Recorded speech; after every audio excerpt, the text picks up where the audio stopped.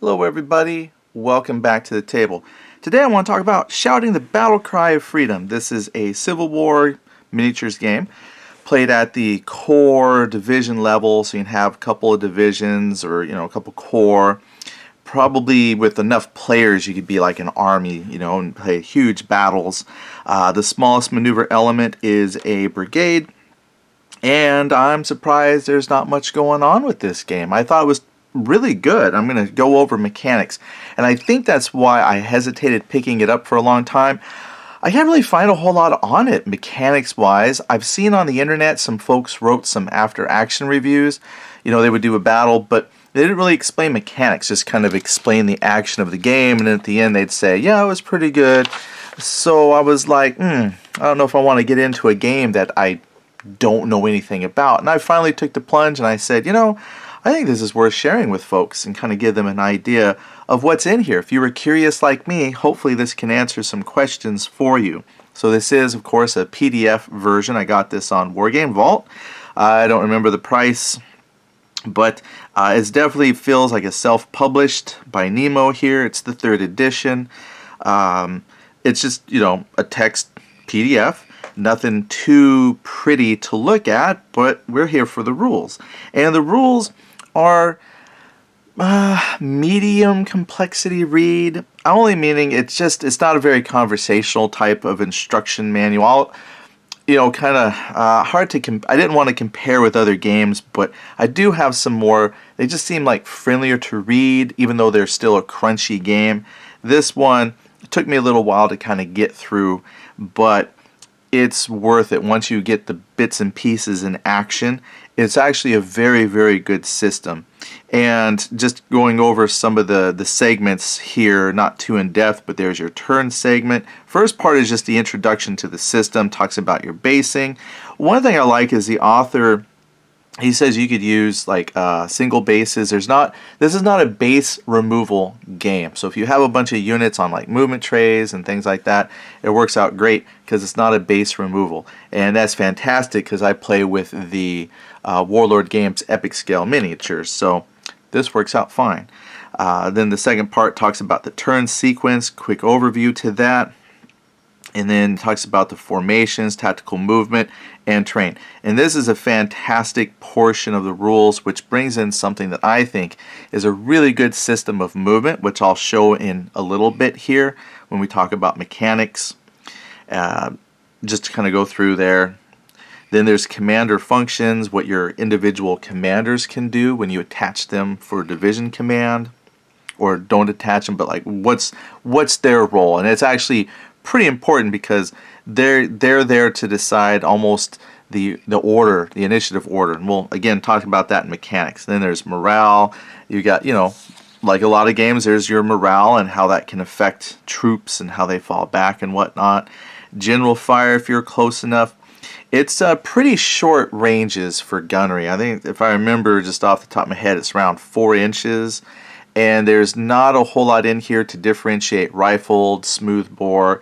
They do talk about that with artillery, where you can go into that level of detail, but I think the camera's just pulled back a little bit, and that's all mixed together, so that might be a level of detail you're missing. But when you play this game the way it plays, you don't really feel like, oh, I needed to know if that was rifled muskets or not.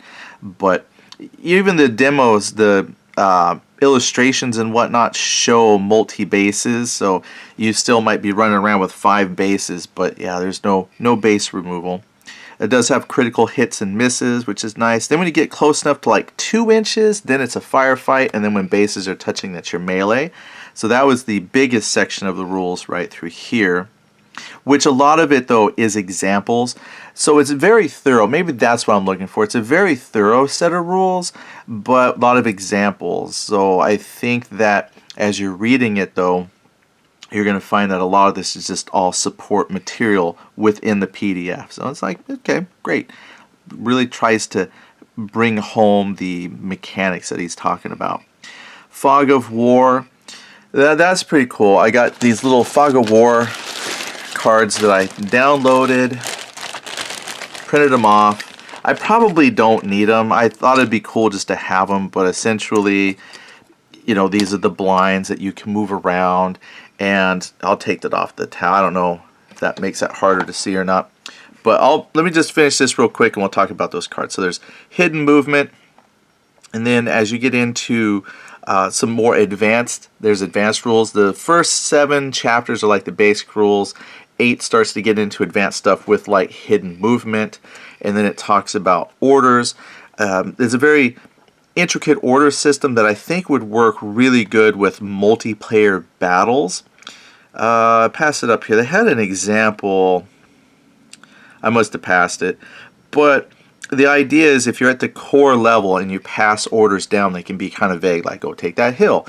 But as you get closer to your division and then the brigades, the orders have to be more specific, and they're kind of plotted out on a roster that you have. But there's like a 24-hour time on there by the half hour where you mark out your orders. If you're just playing you and your buddy, probably a little overkill as far as the order system goes, but I could see how fun that would be with a multiplayer game that you have orders that you're trying to convey to different people and then coordinate the timing. So that's the thing, is the orders are a little bit based on timing, and you're not allowed to talk with other leaders unless your bases are physically touching on the table.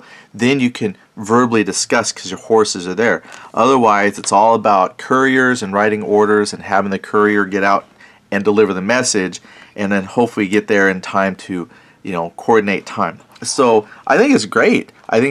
Just might be a little much for 2 people, but with a group of people, that might be pretty fun. All right, and then I even like here they talk at a nighttime, which is great. How does the night affect your general? Is he rested? Did he wake up in time? It's pretty cool. And then we get into the appendices, which is there's a simple tactical scenario, and then there's an advanced game scenario, kind of plays out all the steps, and you can see the little hidden markers there for the hidden movement. And then it goes into, it's a pretty lengthy example, which is much appreciated actually.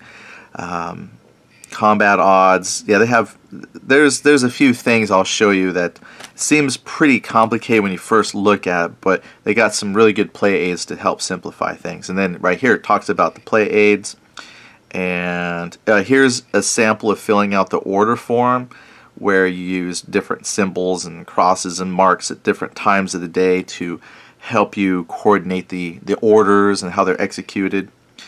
Optional rules. Everybody's got to have optional rules, right?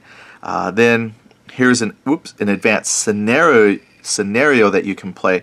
It's they're fictional. So far, even with his separate book of battles, they're not historical battle scenarios. They're all kind of like what could happen, but you could easily grab battles from other games and drag them into this. But here's an advanced scenario that you could try yourself and run through all the rules.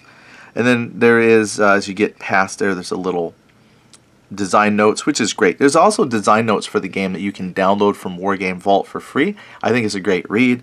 And then, finally, we're going to get into the index.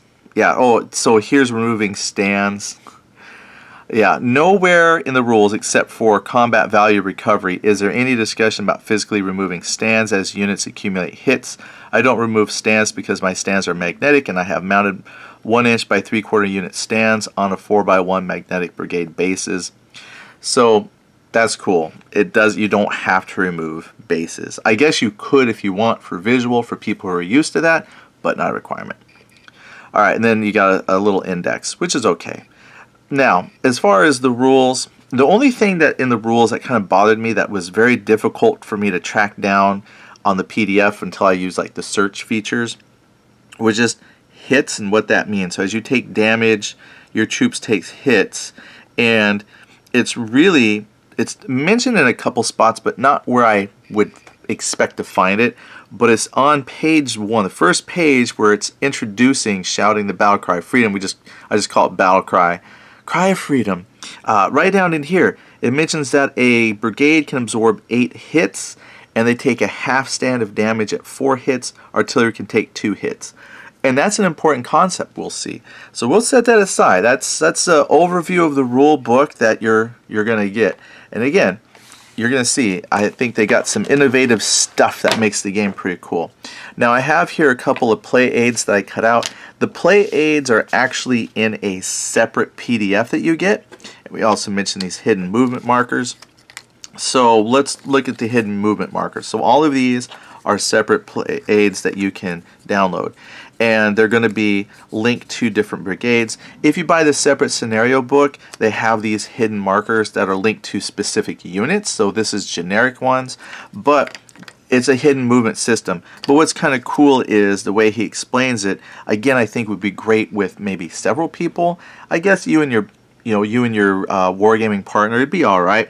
But if you have several of your brigades out, and you see that on the table, you might be thinking, okay, maybe that's his main force, but if you just see one moving out, is that a recon in force of just an infantry unit or a brigade? Is that hiding something else?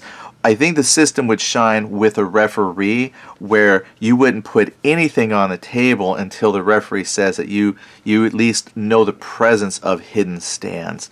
So if you are familiar with playing with hidden units, that's what these are. Just handy dandy, already made generic units that you can label for your forces. Alright, so those, and I did a bunch that I'll probably never use. So I guess I just had fun making them. Alright, then we have some artillery templates. Gunnery and artillery is 45 degrees, and what I did was I just customized them a little bit. So I made them fit the width of the stands I'm using for the game. So just right there, 45 degrees, perfect. Then for artillery, which I got one here, I did the same thing, printed the 45 degree template, just trimmed it so it fits. That way 45 degrees for your artillery. Real simple. The play aid that I think is the winner here are the rulers. And I've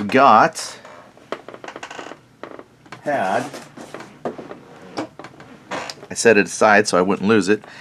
This is what I use for a forest. Alright, cheap gaming. But these rulers are fantastic. And here they are. Basically, kind of walk through the game and show how some of these mechanics work together. First of all, there's so much to show you. Mechanics. This is the thing that nobody on the internet really explained for the rules. It's a die 20 based game. And to do stuff, you have to check for each division to see if they're going to do something. Now, your division commanders are rated, and they get earned command points based on how they're rated. And what you do is for each division commander on the field, you roll a die 20, and that's going to be their initiative. So if I had an opposing force here, higher number wins. If it's a tie, they're going to re-roll. And then you'll just go from ascending down. Now you can challenge for initiative, and there is a sequence for that, but you can challenge for initiative. If you win, then the person who took the initiative gets to act, and then that person that it was taken from, they get to act. And to prevent you from stealing and challenging every single initiative that comes up, you can only do it once per turn. Then if you lose the challenge, there's a chance that you can earn some disorder on your own troops. So there's some risk and reward when it comes to stealing initiative. So you can't do it all the time, and if you fail, then you probably don't want to have done that, because there's a chance some units could get disordered. So that's something I just thought of real quick. So it's a die 20 based game. You determine initiative. You can steal initiative. Then if you win, you have command points. Command points are used to activate your brigades.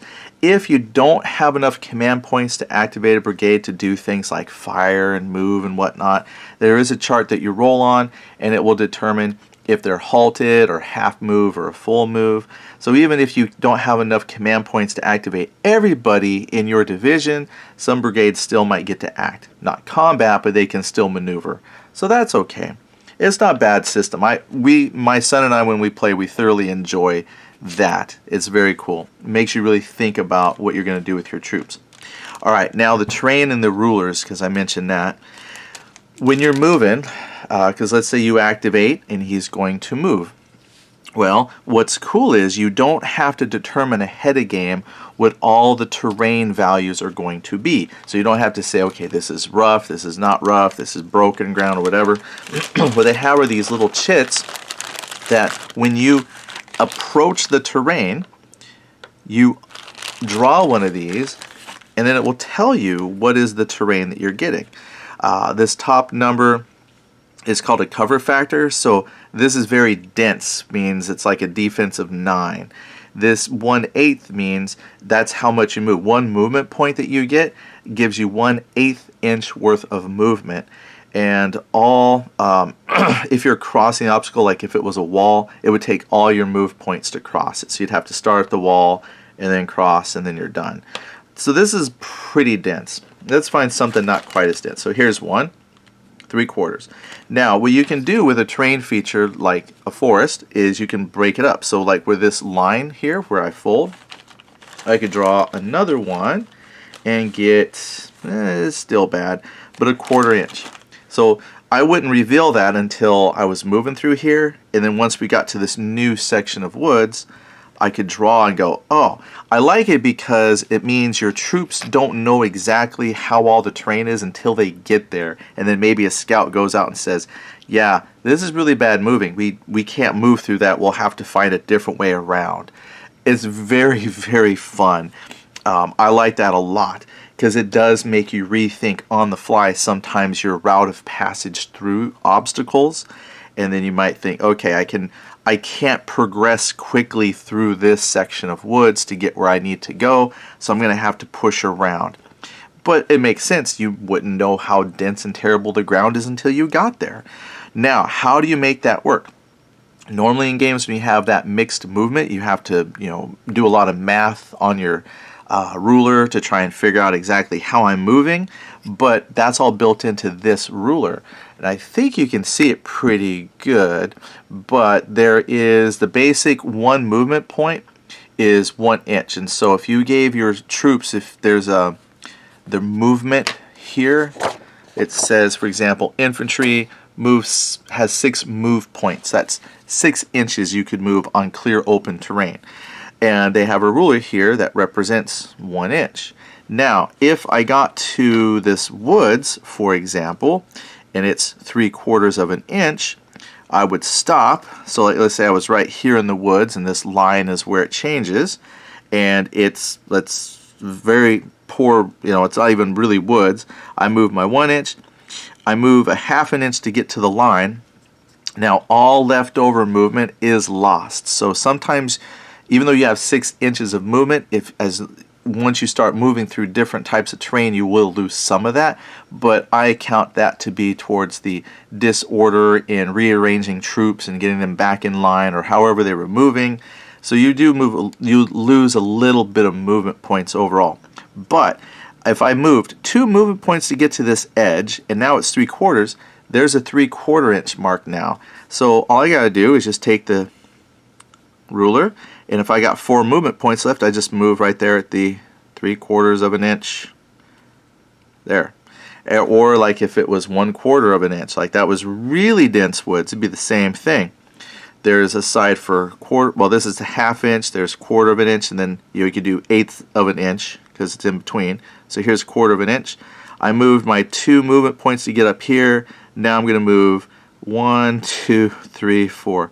It's slow going, but you don't have to do any math. Just use the ruler and the appropriate distance gauge. I'm going to adopt this to just about every other war game I have because it is simply brilliant. I like it a lot. Alright, now there's basing, and basing for troops is super easy. You have the name of the brigade commander, there's your division commander, there's their experience level, and this is essentially how many bases there are. So this is like your base strength, but it's really easy. With the warlord, I'm not shilling for them, it's just that's what I'm using because I think they look kind of cool, and they're already built onto their own movement base. And so I just print one out. Robertson, experienced, and the brigade size is 4.5. So easy peasy. And all that ties really nicely into combat. So I won't cover every aspect of these charts because I didn't want this video to be super long, but you got like movement charts, and basically what he did was, Nemo, the author, is your most commonly used charts go in this alphabetical order. So A, B, these are your most commonly used charts for combat, and then you have things like movement and initiative will be on the C and D charts, and then finally some miscellaneous charts on E, F. So this has like your turn sequence, which one could argue is used quite a bit, but just some random stuff that might be of use to you here on the E and F. And yeah, the bread and butter is going to be on A, B, C, and D. Now you might say, well, that's a lot of charts. I play game X and it only has a one-page double-sided chart. Well, yeah, to be fair, but some of this is just accompanying information that goes with a particular chart, so you don't have to refer back to the book. I know, some people say, well, if it's a good sheet, you wouldn't need to refer back to the book. But yeah, everything you need is here, and it's not that bad once you see how it works. So we'll just take a look at gunnery. I think that's probably, and then melee combat. So we'll just look at these two charts because I think that's what a lot of people want to know is, how is combat? Well, it's fine. Basically, you're going to apply modifiers. As you can see, you can apply your veterancy, your quality level. There's only a few fire mods for the firer and the target, so not much, very simple. And then here's your range chart. 4 inches for your musketry, short range is 2 inches, 4 inches. Then it tells you at long range there's a -5 penalty to hit, and you get a critical when you roll your die 20. You get a critical on a 20. If you're at 2 inches, it's a 19. So this tells you what you need to get the critical hit or a critical miss, and it just has some notes built right in. But how do you make it work? Well, you look at your stand strength, 4.5. And since that's infantry, I look here at the infantry, I go down to 4.5, and then any of your modifiers, penalties, or bonuses move you up and down the chart. So if I had like long range, -5, 1, 2, 3, 4, 5, and then after all those modifiers are applied, you just look across and it says here, there's auto hits, 0, and a roll to hit. I roll a die 20, and as long as I roll a 3 or higher, then I score a hit. So every attack roll is a die 20. Hey, I rolled a 6, so I scored 1 hit. And I put my die 6 away, but I usually just use a die 6. Here's a die 10, for example, but I just mark hits. Now remember, earlier I mentioned in the rules that a stand can take 8 hits before it suffers like a stand loss, or 4 to lose a half.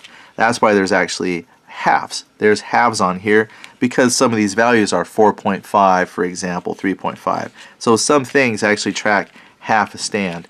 Now, he suggests that you can use like pipe cleaners and other things to mark when you lose half a stand, because you're not going to cut one of your stands in half. But I just use dice to track, and if it's a half, yeah, what was I doing? I was tracking half some way, but mostly these all do full solid hits, so you don't lose a half that often. But I guess I would need to put a little token down or something to say, well, it's at a half.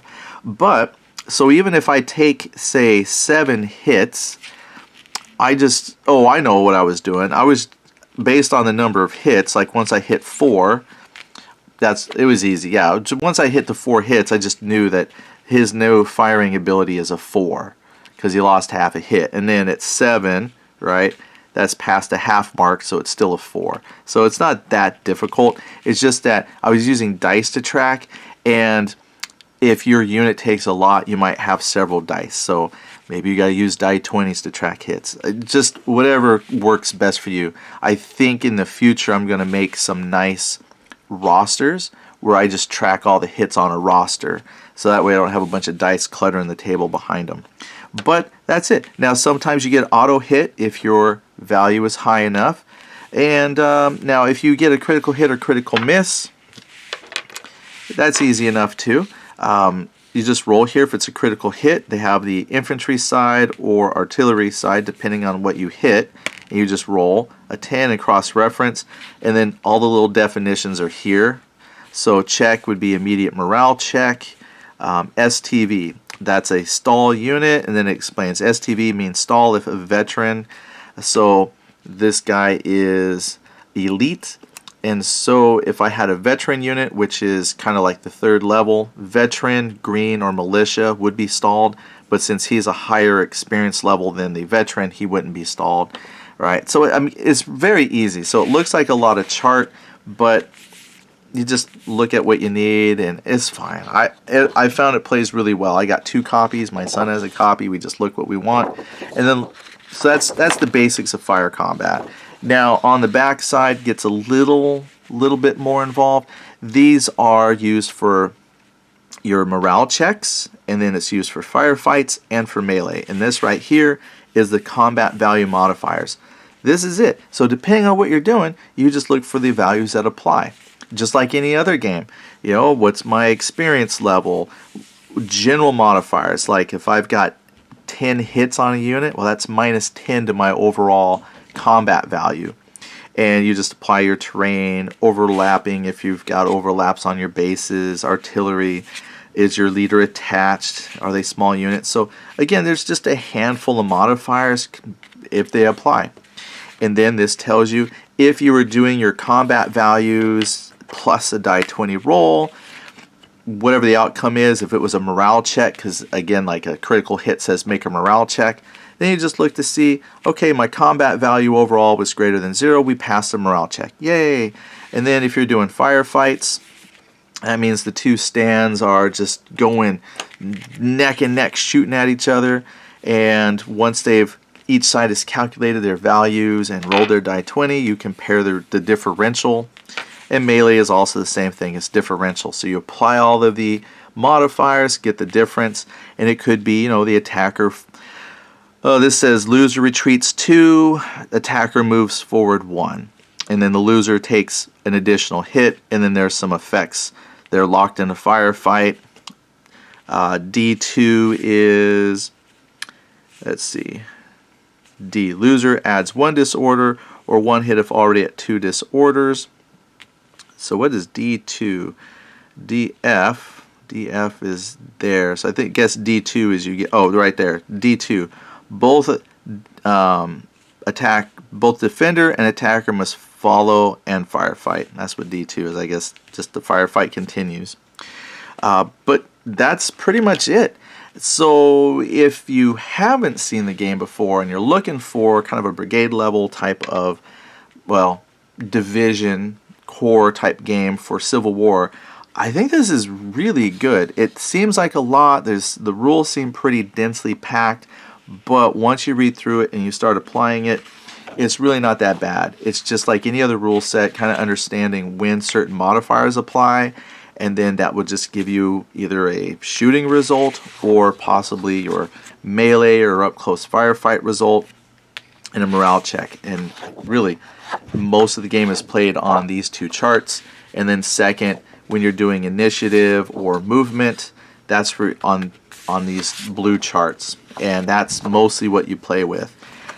Otherwise, yeah, really good game, innovative movement system, simple tracking of fire arcs, and simple base labels that you need to make, and it's a very enjoyable game. If you have any questions, leave it below, or if you have any experience with the game, go ahead and share your thoughts. I'd love to hear it, and I will talk to you later. Thank you so much for watching.